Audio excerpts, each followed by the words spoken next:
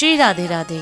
आपका स्वागत है मेरे इस YouTube चैनल डिवाइन हिंदी कहानियों में। आज मैं आपको कार्तिक मास में सुने जाने वाले कार्तिक महात्म कथा अध्याय 16 सुनाऊंगी।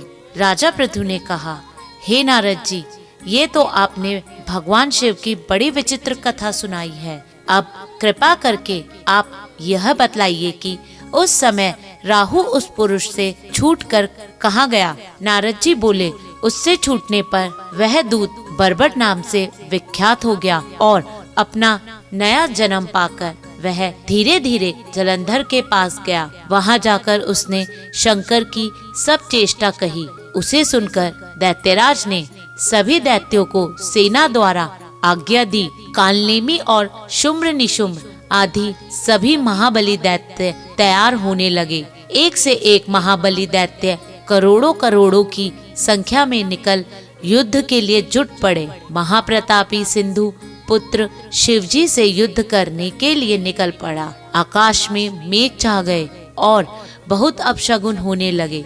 शुक्राचार्य और कटे सिर वाला राहु सामने आ गए। उसी समय जलंधर का मुकुट खिसक गया, परंतु वह नहीं रुका।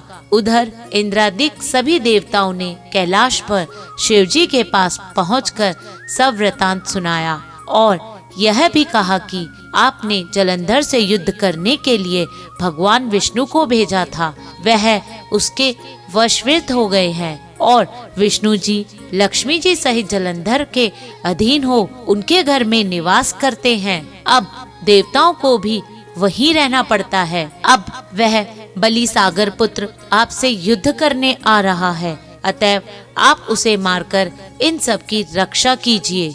यह सुनकर शंकर जी ने विष्णु जी को बुलाकर पूछा, हे ऋषिकेश, युद्ध में आपने जलंधर का संहार क्यों नहीं किया और बैकुंठ छोड़कर आप उसके घर कैसे चले गए। यह सुन विष्णु जी ने हाथ जोड़कर नम्रता पूर्वक से भगवान शंकर से कहा, उसे आपका अंश ही है, उसे आपका अंशी और लक्ष्मी का भ्राता होने के कारण ही मैंने नहीं मारा है। यह बड़ा वीर और देवताओं से अजय है। इस पर मुग्ध होकर मैं उसके घर में निवास करने लगा हूँ। विष्णु जी के इन वचनों को सुनकर शंकर जी हंस पड़े और उन्होंने कहा, हे विष्णु, आप यह क्या कहते हैं। मैं उसे दैत्य जलंधर को अवश्य मारूंगा।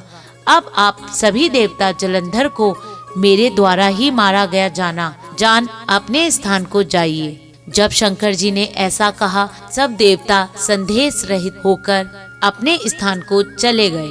इस समय पराक्रमी जलंधर अपनी विशाल सेना के साथ पर्वत के समीप आ कैलाश को घोर सिंघात करने लगा। दैत्यों ने नारद और कोलाहल को सुनकर शिवजी, नंदी आदि गणों को उसने युद्ध करने की आज्ञा प्राप्त की। कैलाश के समीप भीषण युद्ध होने लगा। दैत्य अनेक प्रकार के अस्त्र शस्त्र बरसाने लगे।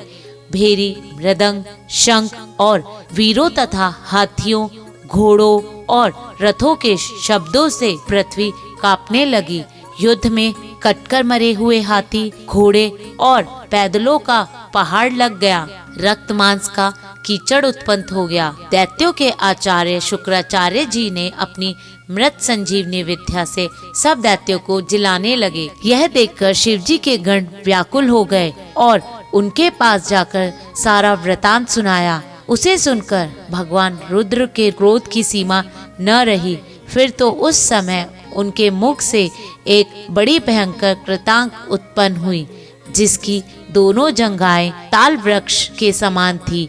वह युद्ध भूमि में जा सब असुरों का चर्वण करने लगा और फिर वह शुक्राचार्य जी के समीप पहुंची और शीघ्र ही अपनी योनि में गुप्त कर लिया। फिर स्वयं ही अंतर ध्यान हो गई। शुक्राचार्य के गुप्त हो जाने पर से दैत्यों का मुख मलिन पड़ गया और वे युद्ध भूमि छोड़कर भागे। इस पर शुम्र निशुम्र और कालनेमी आदि सेनापतियों ने अपने भागते हुए वीरों को रोका। शिवजी के नंदी आदि गणों ने भी, जिन्हें गणेश जी और स्वामी कार्तिकेय जी भी थे, दैत्यों से भीषण युद्ध करना आरंभ कर दिया।